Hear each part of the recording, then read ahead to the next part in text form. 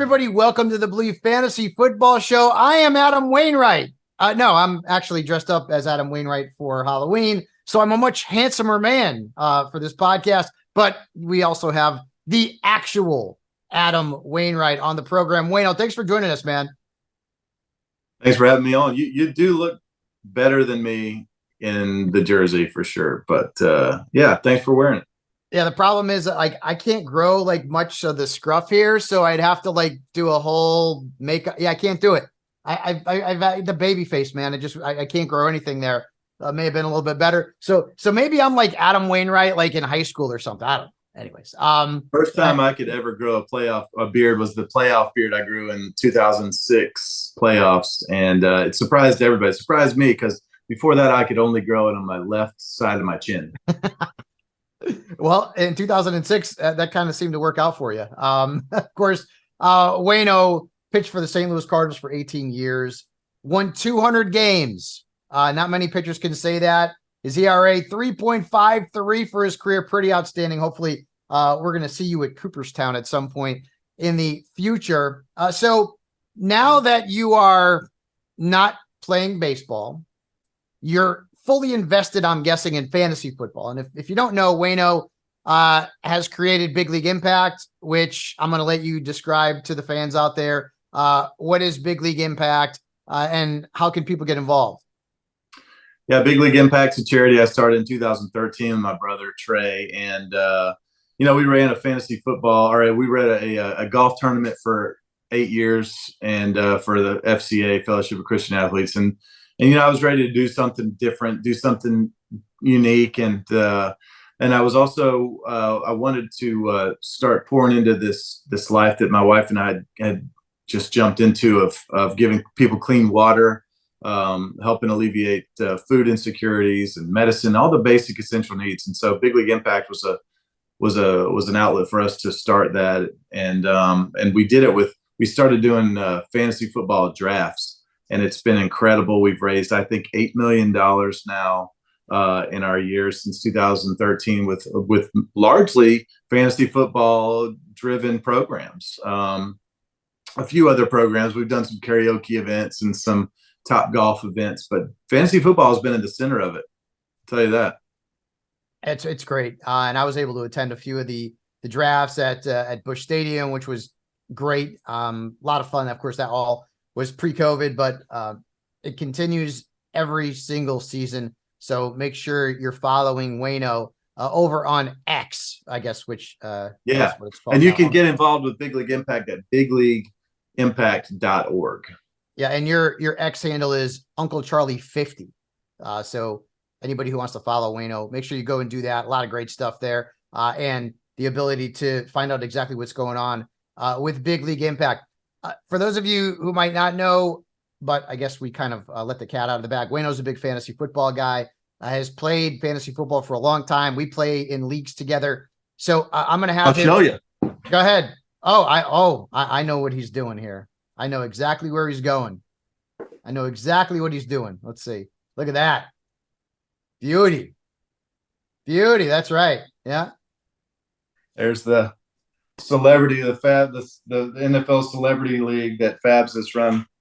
That's my name right there. I don't know if you can see it, but that's my name. Fabs, are you on here? Yeah, you're on there. Darn, yeah, of course I am. Come on, I have to win at least once. Now we've graduated to like the belts that Trophy Smack makes for us. So, and I could actually bring that out too. It would match really well with my Cardinals get up here. The belt that I won for taking home the championship in our league that we have with a bunch of friends and that kind of thing. Yeah. A lot of fun.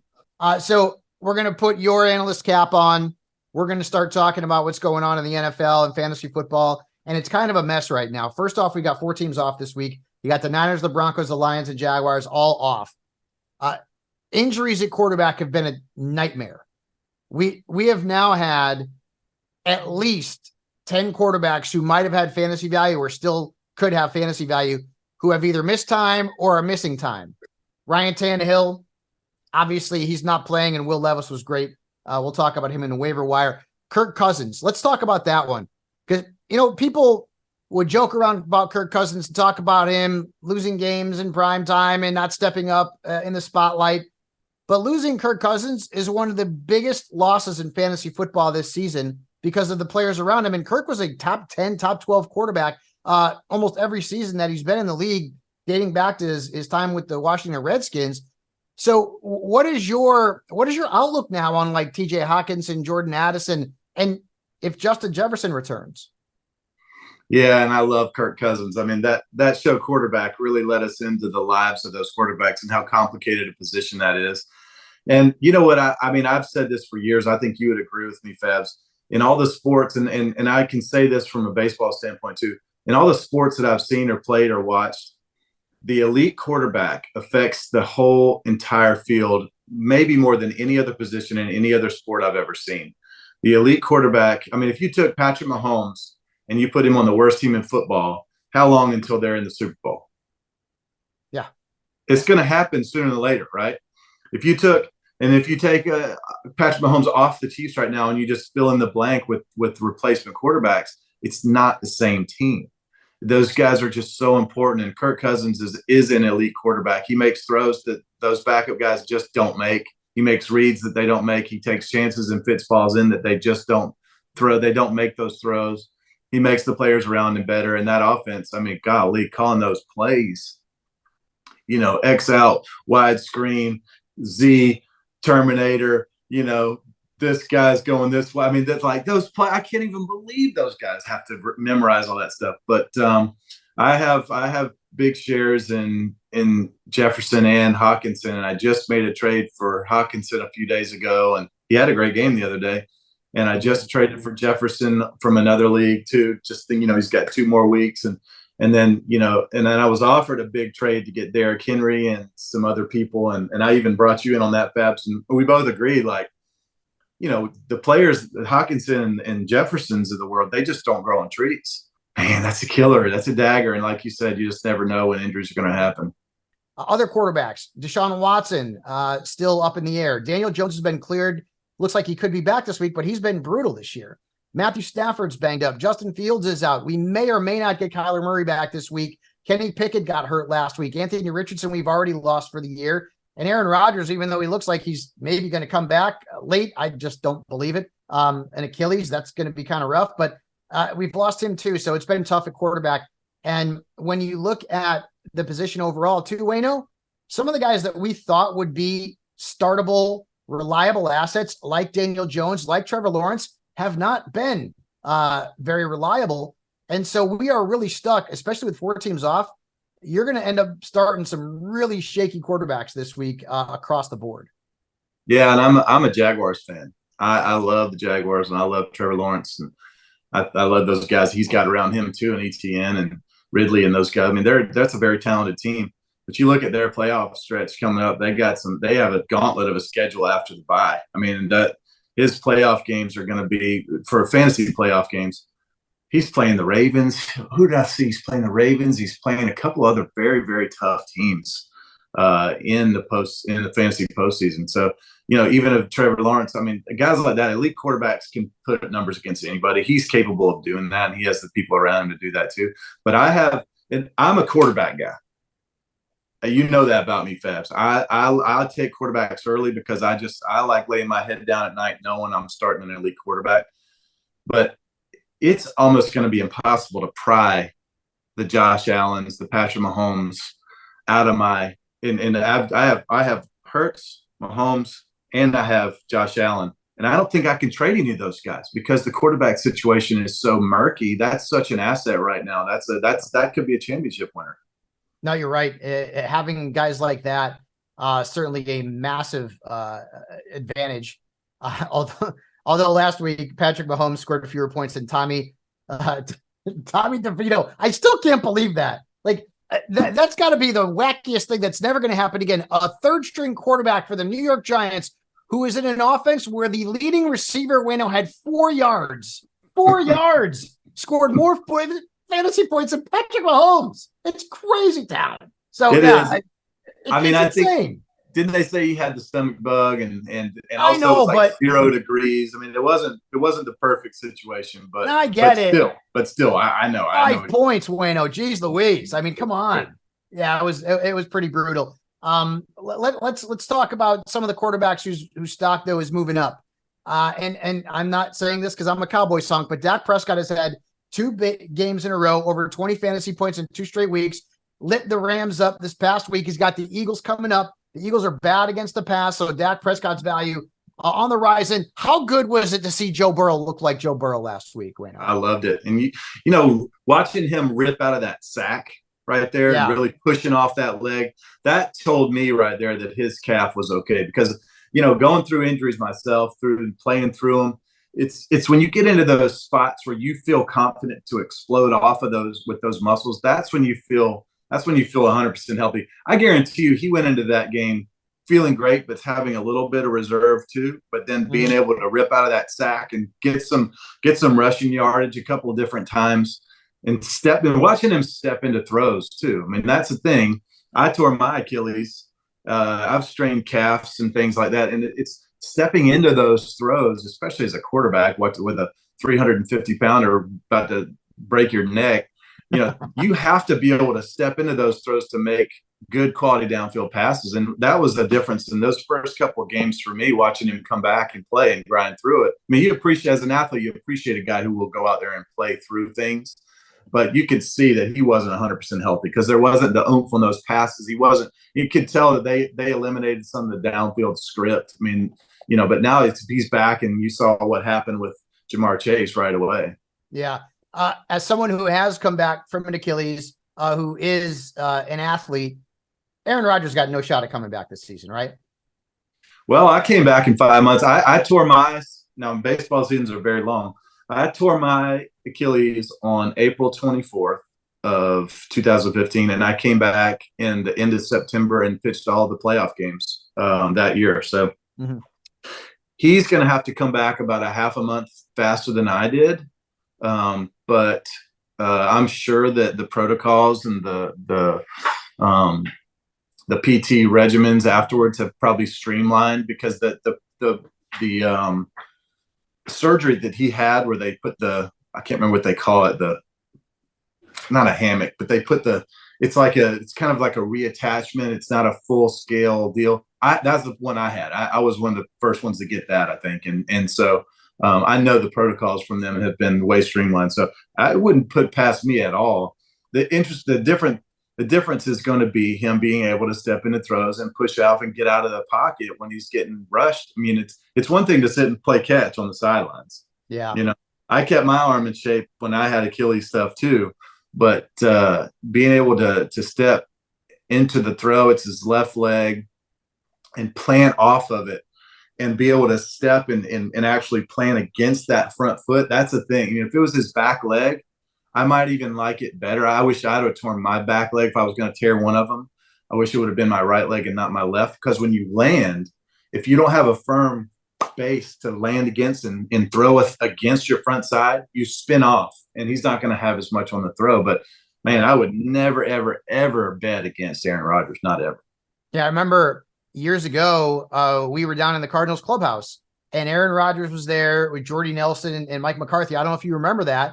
Yep. They actually had a helmet. I think it may have been like a big league impact helmet or something like that. Yep. And Aaron seemed real cool. I got to meet Jordy Nelson and talk to Mike McCarthy, who obviously has now become the coach of my beloved Dallas Cowboys. So that was a fun experience. I remember McCarthy was real cool, talking about how his son or his sons played fantasy football. So that was a lot of fun. Yeah, trust me, I got a lot of friends who are Jets fans who are like praying that he comes back. But I mean, they're 4-3 now, so they're actually winning games. They got the Chargers this week. That's going to be a matchup where that defense needs to step up, because LA has got some hosses on the offensive side of the football. One quarterback that we mentioned earlier, and you said you were a Jaguars fan.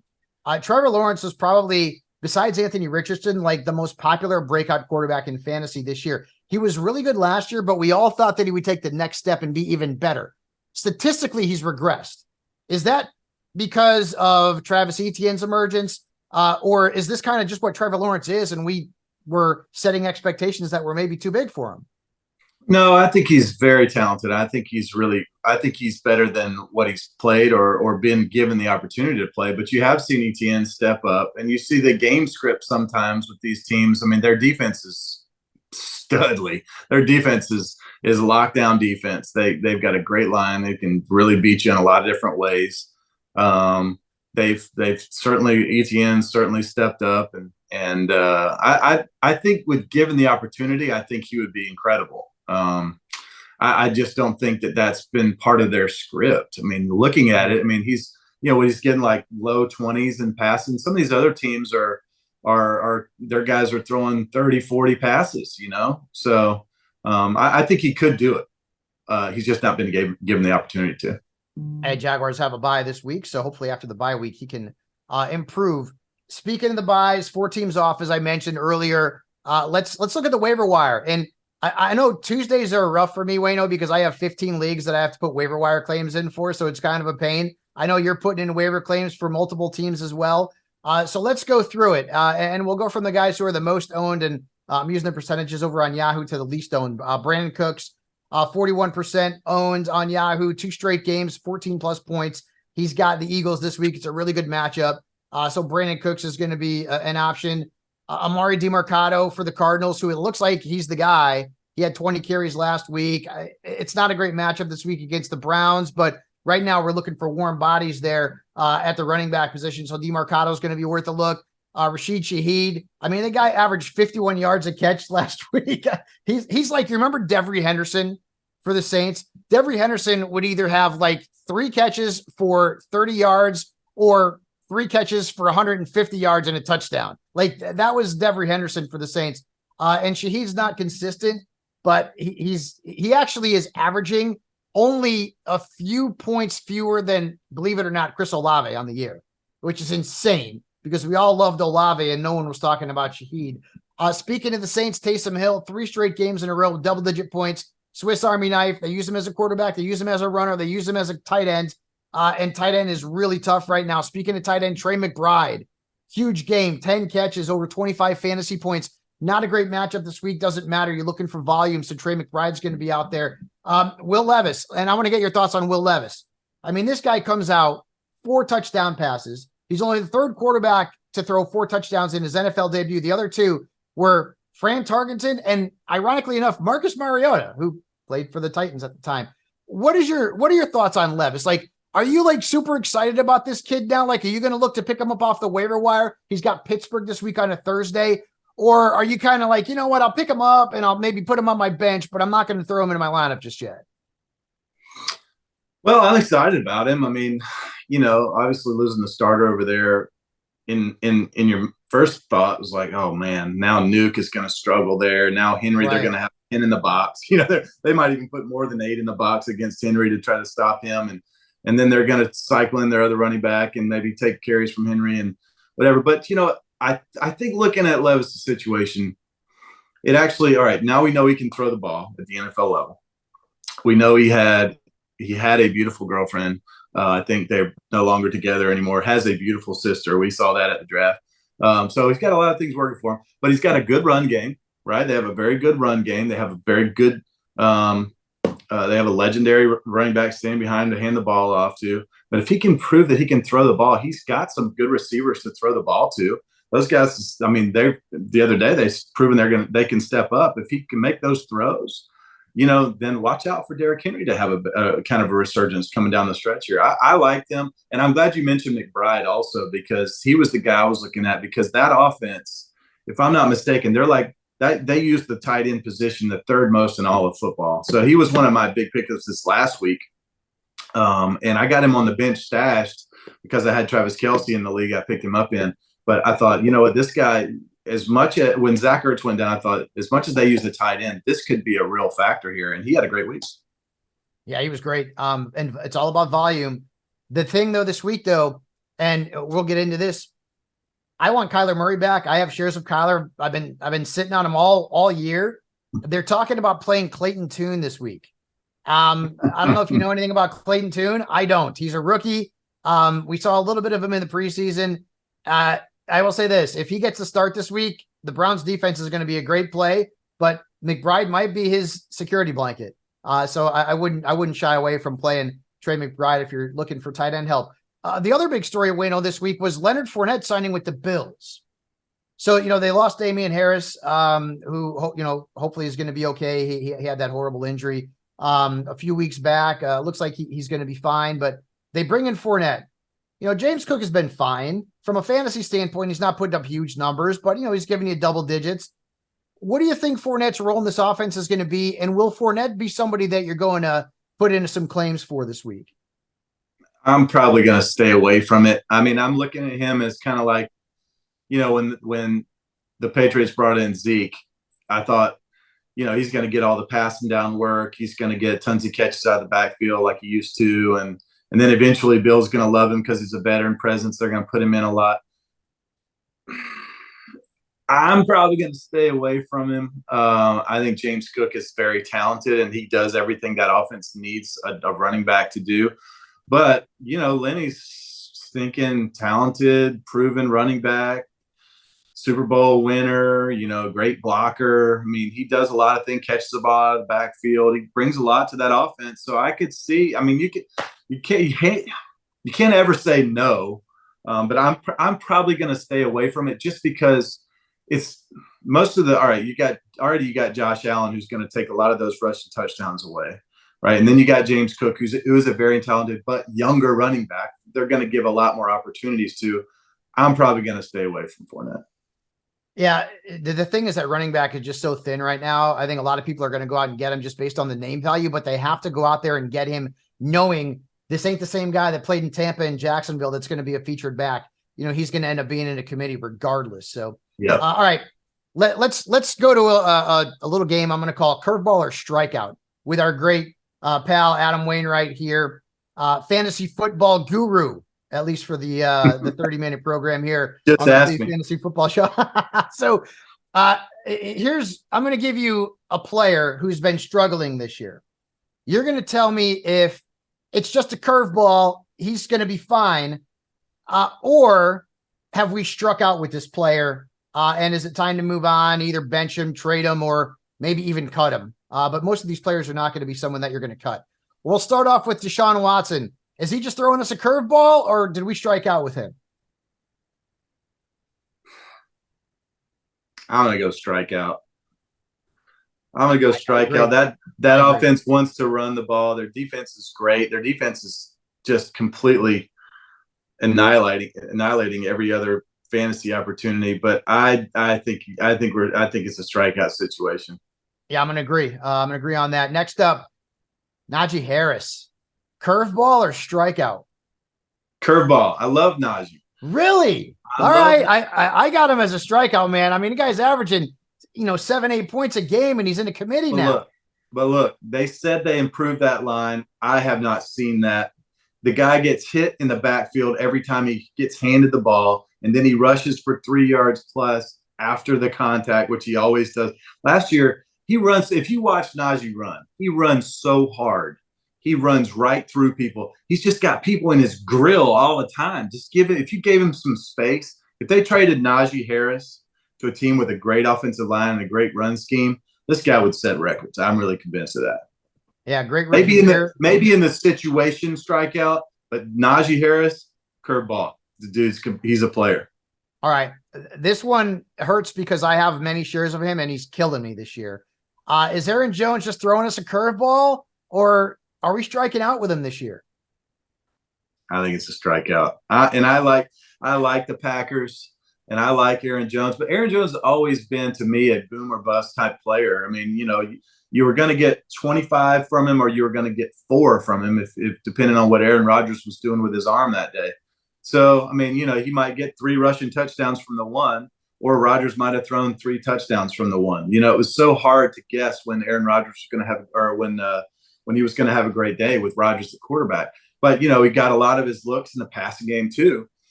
I just don't – maybe I'm just naive and I just don't know yet, but replacing an all-time great like Aaron Rodgers with Jordan Love, I haven't seen that offense is going to work. They're going to make him beat him with his arm. They're going to stack the box. I think it's a strikeout. Yeah, I'm concerned about that. So, I bought low on him in some leagues and I'm regretting it right now. Next up, and this one is near and dear to my heart because, I'm a Cowboys fan. but Tony Pollard has not been great. After the first 3 weeks, Tony Pollard has been an average fantasy back at best. In fact, a lot of the analysts out there suggesting the Cowboys should go out and get a running back. I don't know if we're going to do that or not, but is Tony Pollard throwing us a curveball, or did we strike out? Curveball, baby. Curveball. The old Uncle Charlie. Curveball. And I'll tell you this. I would not be surprised to see down the stretch Tony Pollard carry that offense. I think he's going to get a ton more looks in the passing game too, but he's an incredibly explosive runner. I think he's got a great team in front of him, beside him I think he's going to be great. Next up, and I can't believe I'm saying this because this is insane. Cooper Kupp the last 2 weeks has been awful. Awful. He had 2 great games that he came back from the injury. The last 2 weeks, this past week, Waino, he was not even a top 70 wide receiver based on fantasy points. He's had single digits in 2 straight weeks. Matthew Stafford's hurt now. We're not sure if he's going to play or if it's going to be Brett Rippon against the Packers. Cooper Kupp, curveball or strikeout? Cooper Kupp's great. Cooper Kupp is great. He's great. Now that he had those 2 great games, and then he dropped the first 2 passes of the next game, and he hasn't really looked the same since. But he only had usually Cooper Kupp has 15 looks. He might have 10 or 11 receptions, and he's got 15. He's got 15 looks. The other day, I think he had 7. Like, what's to stop them? This is kind of like the Kyle Pitts situation. What's to stop them from throwing him the ball more? I just can never understand that whole situation. But no, I think Cooper Kupp is he's a legendary talent. I mean, did you see him doing the ladder drill next to Puka Nacua the other day? Nacua was like, all right, he looked pretty fast, and then you saw Cooper Kupp step up, and it's just different. Like he's just quicker and faster and more agile. He's got more agility. He's just amazing. I'm going curveball just because he's so great. I don't know who's throwing him the ball, but he's going to be great. This one, I can almost predict what you're going to say, and this kills me. I had this player listed on my bust list on Sports Illustrated in the preseason, and even when I was writing it up, I didn't believe it. But Davante Adams has gone south. The last 3 weeks, he's done nothing. The frustration is written all over his face. He doesn't want to be in Las Vegas anymore. In the game against the Lions, Waino, I don't know if you saw the game or not, he was open 2 or 3 times, at least twice, where he would have scored a long touchdown. And Garoppolo threw one ball out of bounds, and then the other one was way over his head. Davante Adams, if he stays in Las Vegas, which I guess he probably is at this point in time, that's what we're hearing. Is he a strikeout? Because I don't see anything telling me that he's going to bounce back here and be the guy that we've known for the last 5 years. I know. I feel bad for him because, he left maybe the best thrower of the football ever with Aaron Rodgers. He left there to go play with his buddy, and then they traded his buddy, and that had to have been a hard situation for him. Or I don't know how that situation worked out. They cut him. They cut Carr. Him. Yeah, they cut him. But he wasn't a fan of that. He couldn't have been a fan of that. That's why he went there. He went there to play with him. I would not have. I stayed away from him in all my drafts because I didn't trust the quarterback situation there. But if the quarterback makes the throw, if Garoppolo makes the throws yesterday, he's got over 100 yards and probably 2 touchdowns if he hits them on those throws.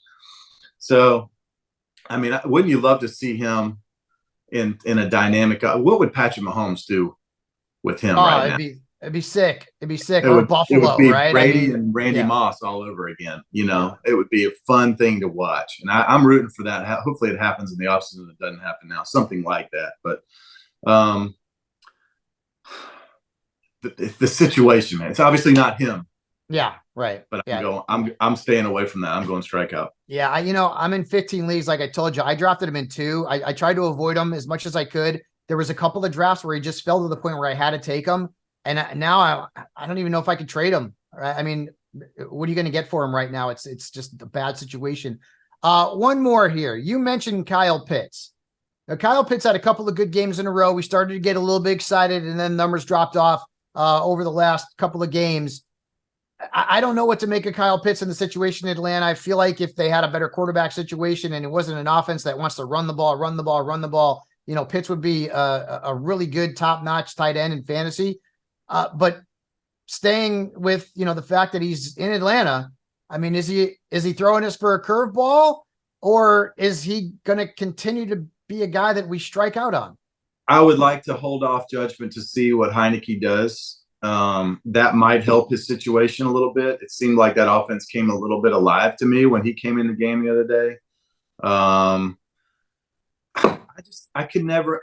The guy he's one of those players. It's like Darren Waller, right? When Jones had Waller to begin the season, even the broadcasters are going, all right, there's one person on the field right now who athletically matches up against anyone who's going to try to cover him in a great situation to get him the ball for a big reception. If you need 10 yards right here, Waller should have been the guy. And he wasn't even they weren't even looking his way. I feel like the same thing with Pitts. And sometimes at the end of the Falcons game, because I watched the Falcons too. I grew up cheering for the Falcons. Sometimes at the end of the Falcons games, I'm looking and I'm going, all right, they have Drake London, they have Kyle Pitts, they have Bijan Robinson. But why am I seeing Algier getting more carries than Bijan? Why am I seeing, the third, not even the second receiver, the third receiver getting more receptions or looks than Drake London? Like, I just can never understand the scheming behind that, because if you look at the great teams, there's players on the field that they know the other team's scheming against them. Like, the defense has got a game plan against Adams or someone else, right? But there's those teams that they go, so what? You can't stop my guy. You don't think they're trying to stop Travis Kelce? Of course they are. They just don't have anyone to match up with him. You can't stop him. He's going to find the open space. That's how good these players are around Ritter. So I just can never understand. And I don't think that's all the quarterback's fault. Sometimes I feel like that's a game planning, a scheme situation. But the other times I feel like sometimes the quarterback just takes the general read and goes, all right, they're going to double team him, or he's playing in cover 2 over here, so I can't go that way. Instead of going, I don't care what they're running. That's my guy out there, and no one can stop him. I just feel like there's players on that field like that sometimes that you got to feed them. You got to feed them. You're the best, my man. Unfortunately, we're dealing with a lot of these players who we drafted prominently, and they've not lived up to expectations. Let's hope that things turn around, especially for Devontae Adams. Let's put it that way.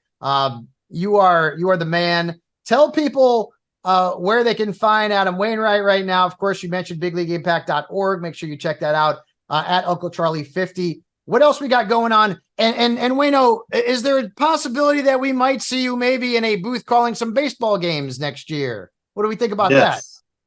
Yeah, I'll be doing some broadcasts next year. Don't know where just yet, but I'll be doing 15 to 20 games next year and calling postseason, hopefully. And then I've got some music coming out. I got a little album I'm releasing in February that I'm excited about. I got all these 5 kids to raise and a wife to keep happy. So I got a lot on my plate, man. I won't be bored, I can tell you that. I want to see Adam Wainwright open up for Alice in Chains. How about that? That would be a different – I love Alice in Chains. That would be a different setting, I think. But I'd love to have your guys come in there and play guitar for me. That would be sick. People would not know. Yeah. Well, I will tell you this: when AIC goes back on the road, and now I'm in Florida. Are you in Georgia right now? I'm in Georgia. Yeah. Yeah. It's no brainer. We're going. We'll go. We'll hit the backstage. We'll have fun. You'll meet all the guys. You already met Inez at the Dodgers game. A couple of years ago when I was living out in LA. Great guys, big time fantasy guys, huh? And Kentrell. I met Jerry too. Yeah. Cantrell's awesome. Anyways, Jerry actually did the national anthem for the Seahawks game this past week, and they ended up winning. So he was good luck for Seattle, much like you are good luck for me, my friend. Although I think I lost this week in our league. I got boat raced. My team did not meet expectations, but I think I might still be in first place. And as the defending reigning champion, I got the bullseye on my back. Although right now I've got the Wainwright on my back. Waino. You do, and I'm coming for you. Look at these standings here. Hold on. I am in third place, 5-3. You're 6-2. Oh no, you're in second place. Oh, I dropped out. Okay, because I got killed this week. You're in second place, and by the way, I have way more points than you. I got 60 more points than you, but you have given up Now, I have gotten 140 lucky with the points points. less than Yes. me. I have gotten lucky with the points. I admit that, and I feel like I need to make one more trade to solidify a postseason run. You and I made a trade where I got Goff, and Goff did not meet expectations on Monday night. But Jordan Addison, that one's going to hurt. If he ends up, falling off a cliff, that one's going to hurt. I need Justin Fields back, as do a lot of fantasy managers out there. As always, you're the best. Thanks so much for joining the program here on the Believe Fantasy Football Show. Waino, I will be talking to you soon. Everybody out there, make sure you go and download the podcast, give us a good review, and come back on Thursday when we're going to preview Steelers Titans and give you all your starts and sits for Week 9. Happy Halloween, everybody. Don't eat too much candy. We'll see you in a couple days.